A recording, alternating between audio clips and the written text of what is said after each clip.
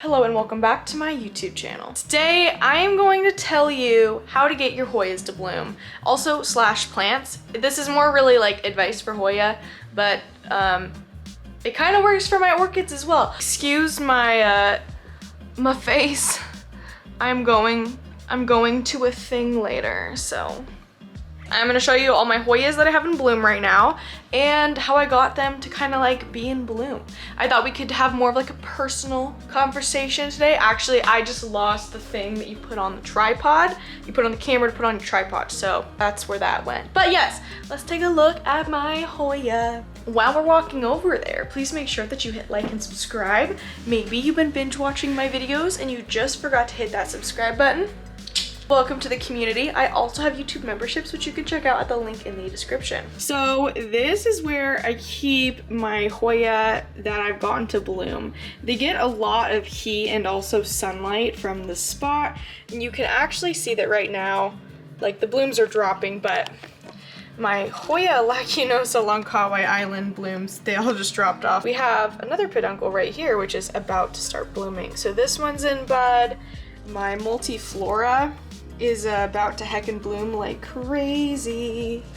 Also, another one we have about to bloom is my Hoya Carnosa Compacta Variegata, and these blooms are beautiful, so I cannot wait to see those. So basically, I thought that we could chat and I could tell you how I got them to do this. So essentially, the number one key that I think I found is light.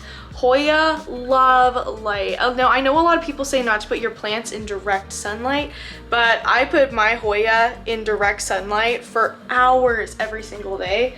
This right now is evening sunlight, so they usually get like some morning light, but then this is like bright, hot, intense light that they get at the end of the day. Hoya bloom from stressing out the plants. A lot of plants will bloom from stress, and the reason is because when a plant gets stressed, it's like, oh, am I dying, question mark?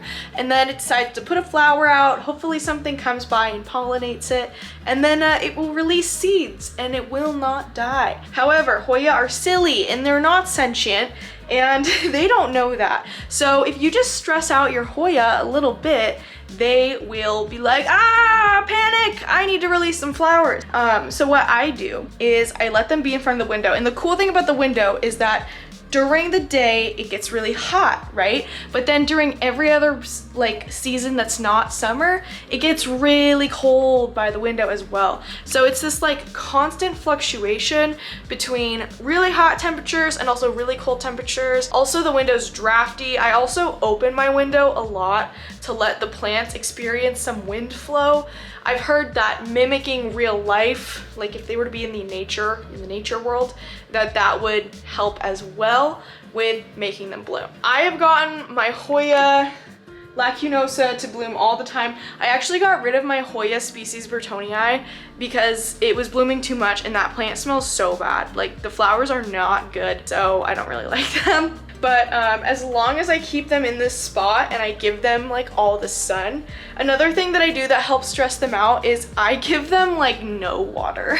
I wait until they are literally like begging and screaming for water to even think about giving them water. Here's a crinkly example right here. This is a guy, he's crinkly right there, right?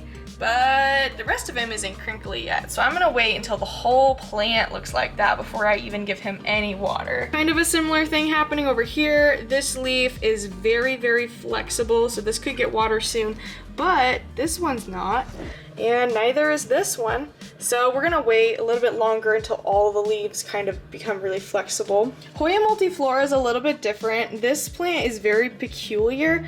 I find that this one pretty much just flowers no matter what.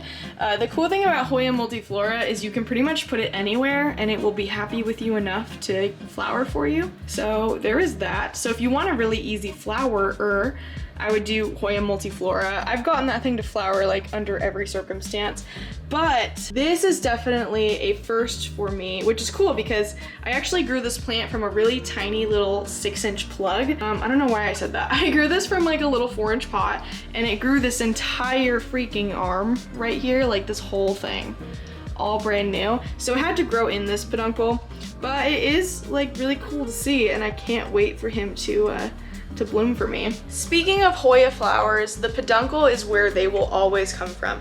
I know that there's some confusion when plants are putting out new leaves, like, is this a peduncle? Is this a peduncle? And I'm gonna show you what all 3 of the peduncles look like on my Hoya.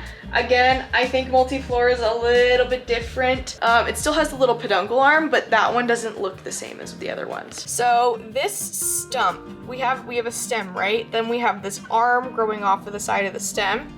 And then we have a stump right there that is producing flowers.